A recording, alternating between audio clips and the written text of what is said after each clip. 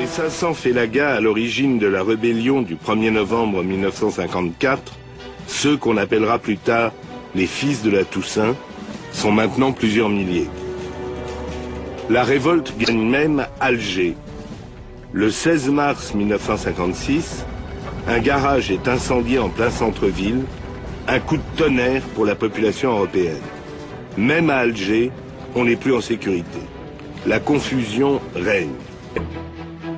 Au début du mois d'août 1956, le congrès de la Soumam réunit les chefs historiques de la rébellion qui décident de porter la guerre dans le cœur même d'Alger. En plus des 4 grandes régions militaires, Grand Alger, Oran, Constantine, Aurès, est créée la zone autonome d'Alger, dont le responsable politique sera l'Arbi Ben Midi, théoricien de la guérilla, et le chef du service action, Yassef Saadi, un enfant de la Casbah. J'étais parmi ceux qui ne voulaient pas faire d'Alger, à l'instar de Saigon en Indochine, une ville calme pour ravitailler tout simplement les maquis. Il fallait faire de l'action ici. Le plus important, c'était dans la ville, tout simplement, parce qu'un pétard en ville, ça équivaut à une embuscade dans le maquis. Les ambassadeurs, l'administration, tout le monde était dans Alger, donc tout se sait ici. Effectivement, les Européens partisans de l'Algérie française furent très vite au courant des projets de Yassef Saadi. Si bien qu'à Alger, le contre-terrorisme précéda même le terrorisme. Le 10 août 1956, les extrémistes fascisants de la Main Rouge déclenchaient le terrible attentat de la rue de Thèbes au sommet de la Casbah.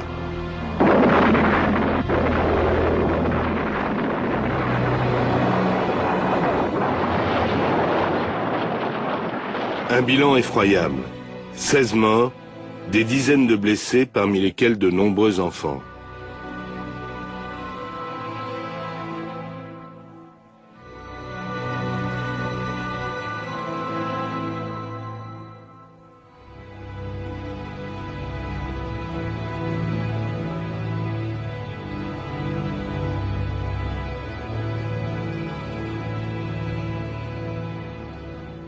Et tout le monde s'est soulevé à la Casbah pour descendre dans la ville européenne, essayer de se venger, même avec des coups de poing, matraque ou n'importe quoi. Et nous, ça ne nous arrangeait pas, parce que si la population de la Casbah descendait dans la ville européenne, il y aurait eu des heurts, et l'armée, comme elle est à côté, elle est pour les pieds noirs, la police, etc., on aurait eu beaucoup de morts. Alors on a essayé de stopper ces gens-là en leur disant retournez chez vous, c'est le FLN qui va vous venger et on vous le promet. Pour rassurer la population musulmane, et plus particulièrement celle de la Casbah, pour lui prouver que le FLN est capable de venger ses martyrs, l'Arbi Ben Midi et Yassef Saadi décident alors de déclencher une série d'attentats à la bombe dans les quartiers européens d'Alger. Il fallait tenir parole. Et on a décidé la date. Le 30 septembre, j'ai dit, il ne faut pas que ça aille plus loin, il faut le faire vite. 10 août, septembre, la population, elle va croire en nous. Alors on a constitué une équipe. D'abord, Ali Lapointe, un jeune souteneur dont il fera son adjoint et qui deviendra plus tard, bien après sa mort tragique, l'icône de la Casbah. Mais il fréquentait les voyous, ça c'est sûr. Mais dès l'instant où il a été à l'école du FLN en prison, il s'est juré de s'engager et c'est comme ça qu'il est devenu un maître de la guérilla. Ensuite, le jeune Taleb, un étudiant en chimie qui va se charger de la fabrication des bombes. Il fallait des chimistes. On nous a signalé Taleb Abderrahman qui était au maquis. C'était mon beau-frère qui me l'a signalé. On l'a fait venir. On lui a expliqué tout ça, mais il a dit immédiatement, moi je suis volontaire, c'est pour mon pays.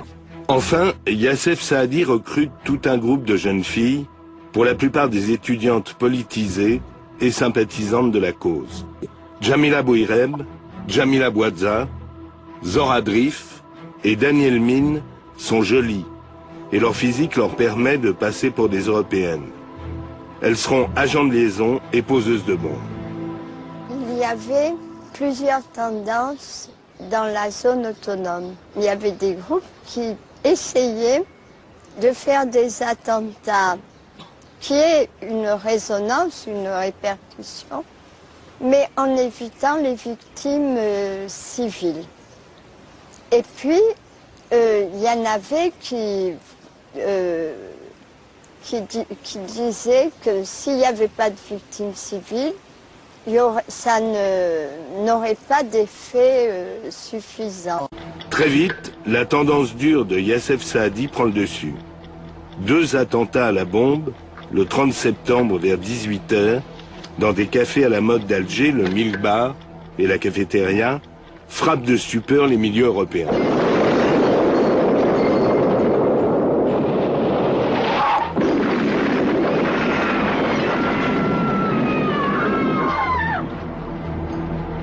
Le bilan est effroyable. 2 morts et près d'une centaine de blessés, dont beaucoup seront amputés.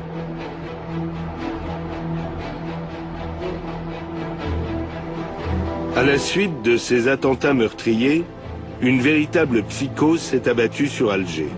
C'est là où l'armée a profité pour prendre le pouvoir. Quelques jours auparavant, le général Massu et la 10e division parachutiste venaient de débarquer à Alger, de retour de leur expédition au canal de Suez. À Alger, le gouvernement français et son ministre résident Robert Lacoste sont acculés. La ville est à feu et à sang, et en prévision de la présentation de la question algérienne à l'ONU, le FLN a décidé d'organiser une grève générale. Alors, le 6 janvier 1957, le gouvernement transmet au général Massu les pleins pouvoirs pour le maintien de l'ordre à Alger. Désormais, et bien qu'il ne l'ait pas vraiment souhaité, les paras sont maîtres de la ville.